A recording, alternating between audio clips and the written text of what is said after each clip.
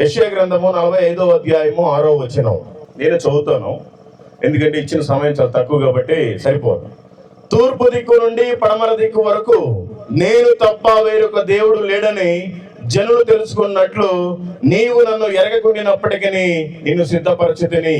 యెహోవాను నేనే, నేను తప్ప మరి ఏ దేవుడునో లేడు.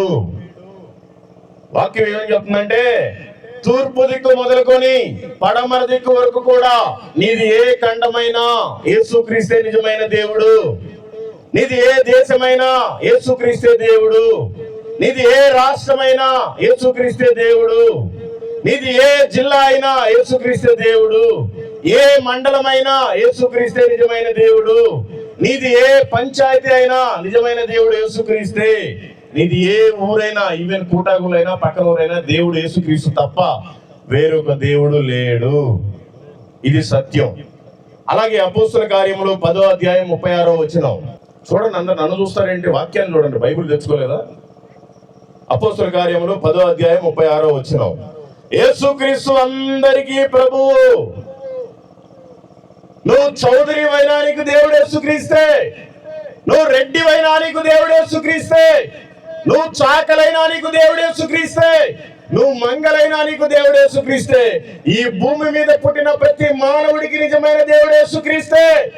నమ్మితే నీ జీవితం ధన్యం. నమ్మకపోతావా? నీ ఇష్టం. ఎవరు నేను బలవంతం చేయట్లేదు. భయంకరమైన నరకం ఉంది. బ్రతికినప్పుడు నీకు అన్ని కనిపిస్తాయి. నీ భార్య, పిల్లలు, భర్త, పిల్లలు, నీ బంధువులు, నీ ఆస్తులు, ఇల్లులు, ఊరు అన్ని కనిపిస్తాయి. కానీ ఒక రోజున నీవు చనిపోవాలి. చనిపోయిన రోజున నీ భార్య నీకు భార్య కాదు, నీ పిల్లలు నీకు పిల్లలు కాదు, నీ ఊరు నీకు ఊరే కాదు. నీకు చనిపోయిన తర్వాత రెండు కనిపిస్తాయి. ఒకటి పరలోకం, రెండు పాతాళం. పరలోకానికి వెళ్ళాలి అంటే నీది ఏ కులమైనా, ఏ మతమైనా, ఏ ఊరైనా యేసు ప్రభు దేవుడని నీ నోటితోటి ఒప్పుకుంటే చాలు, నీ హృదయంలో విశ్వసిస్తే చాలు. నరకము కావాలి అనుకుంటే నువ్వు సిగరెట్లు తాగొచ్చు, బీడీలు తాగొచ్చు, వ్యభిచారం చేయొచ్చు, దొంగతనాలు చేయొచ్చు, అబద్ధాలు ఆడొచ్చు, పొగాకు చేలో పనికి కూడా పోవచ్చు. పొగాకు చేలో పని చేసే వాళ్ళందరికీ నరకమే ఉంది. ఇది వాస్తవం. మీకు పని లేకపోతే ఇంకేదో పని చేసుకోండి. అది సాతాను గారి రాజ్యం. నువ్వు పొగాకు చేలో కలుపు తీయడానికి వెళ్ళిన నీ బ్రతుకు నరకమే. నువ్వు పచ్చాకెళ్ళిన నీ బ్రతుకు పాతాళమే.